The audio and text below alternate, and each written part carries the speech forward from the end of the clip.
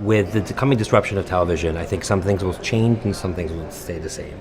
I think what's going to change is that TV networks are no longer going to be the arbiters of the content that's brought into our home, nor will they enjoy the benefits of massive TV advertising budgets, because consumers don't need TV networks to curate what they should watch, and they don't need TV networks to distribute what's in their home. I think what's going to stay the same is that celebrities, which have really reinforced their dominance, are going to become more and more powerful, and content is ultimately what's going to win, not advertising, but content that consumers love. And the challenge for brands is going to be how are they going to effectively integrate their brands into content that people love at scale.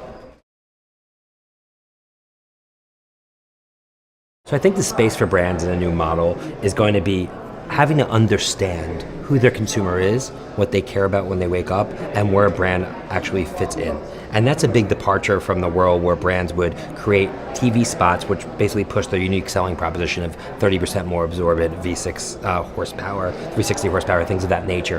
That consumers don't really care about, and they were being forced to watch that content before they could skip over or have other arenas to consume content. But now that type of advertising-based approach just doesn't work or reach consumers anymore. So brands really need to kind of re-engineer the way they think in terms of how they approach the consumer, and it's really consumer first. Understanding the consumer, understanding what they care about, understanding who's influential in what they care about, and how can brands partner with them.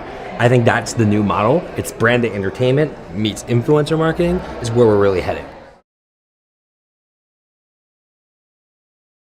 So what brands can do now to start preparing for the new model is really starting to get a better understanding of their consumer and where they over-index in terms of their passions and micro-passions, and start to create partnerships with companies and influencers that really push out great content in those passions. Because once you can do that, once you can create partnerships with people who are creating stuff that your consumers love, that's really the first step. I think brands also need to create systems internally where they can create not 1, 5, or 10 30-second spots, but hundreds, if not thousands, of individual pieces of content to speak to people based on their passion. So brands really need to become much more adept at the long tail of content, and that's a big departure from where they are today.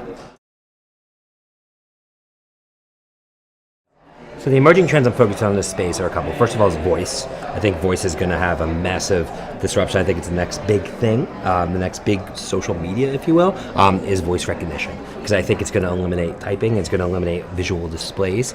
So when you order something, packaging is not going to matter as much anymore. Branded design is not going to matter as much anymore because you're just going to be speaking into an Amazon Alexa or your phone via Siri and ordering things and making purchases and making decisions without visual. And that has just a massive impact. So I'm obviously looking at that. I'm looking at how these big, obviously the massive tech platforms are going to evolve because they're really controlling the future.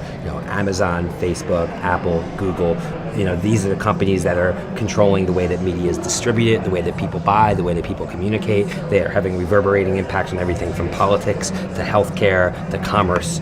So I'm really always interested. Every little announcement they have just has massive effects on how we all do business.